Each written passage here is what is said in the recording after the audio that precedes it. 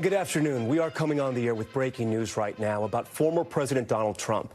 The former president has been indicted again in his election interference case by a federal grand jury. It comes weeks after the Supreme Court's decision on presidential immunity, which barred the government from prosecuting presidents over official acts taken during their time in office.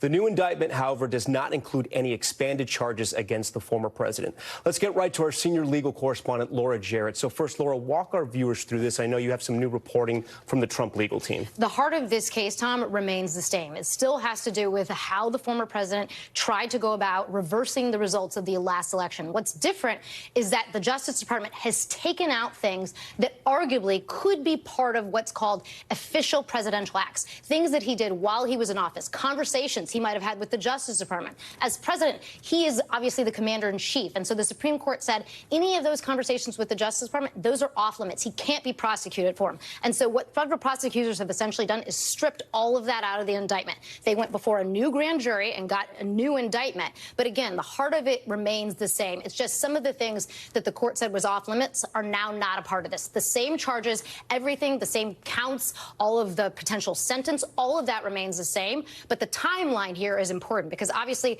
this case was not going to trial anytime soon, and it's still not going to trial anytime soon because now the defense team is going to be able to get what's known as discovery. They're going to be able to go back and see what exactly was read to the grand jury. And then after all that, they're going to be able to make a new motion for why this case should be dismissed. So we're talking not weeks, we're talking months here. But again, in case the former president actually is not reelected, they want to be able to have a fail-safe plan. They want to be able to prosecute him in the event he actually does not take office again. Okay, a lot to unpack there, but just to be absolutely clear, we do not think this is going to affect the upcoming debates or the election in any way. It can't possibly because of the timeline that I just outlined. It just takes too long. There's so much process, even if they wanted to move aggressively, and they have signaled they do. I should point out, a source familiar with the defense team that I just got off the phone with, they're trying to say this was not a surprise, this was expected because they really had no choice. This is what they were left with after the Supreme Court's decision. They're saying they still think there are fatal flaws in the indictment. For instance, those conversations with the Justice Department have been removed, but there's still conversations with his former VP. Well, explain that. Why does this new grand jury and the special counsel still believe that those don't fall under official acts, a president talking to his vice president?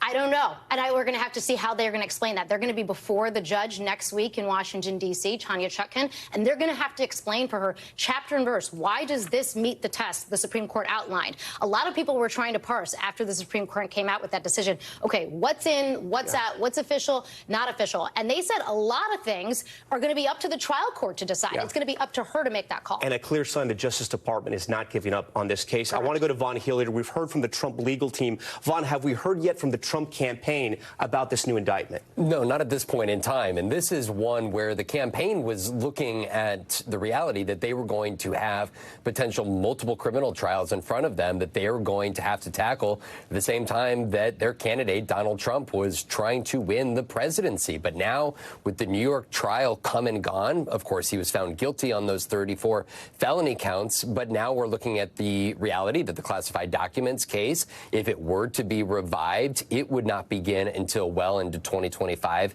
if not beyond. And this immunity case also had implications on that New York trial. Of course, on September 18th, his sentencing is currently scheduled to take place in Lower Manhattan, but Judge Merchan in that New York case is set 2 days before that on September 16th to make the determination of whether the very Supreme Court's immunity decision that is affecting this D.C. federal election interference case could potentially nullify and void those 34 guilty counts that Donald Trump is facing for that sentencing, because Donald Trump's attorneys in that case have made the presentation to the judge that some of the evidence that went before the jury in the New York case should have never been presented because it was protected under the immunity decision from the Supreme Court here. And so just in a matter of 2.5 weeks, we should know whether that immunity decision also impacts his sentencing that is slated to take place just about 3 weeks from now.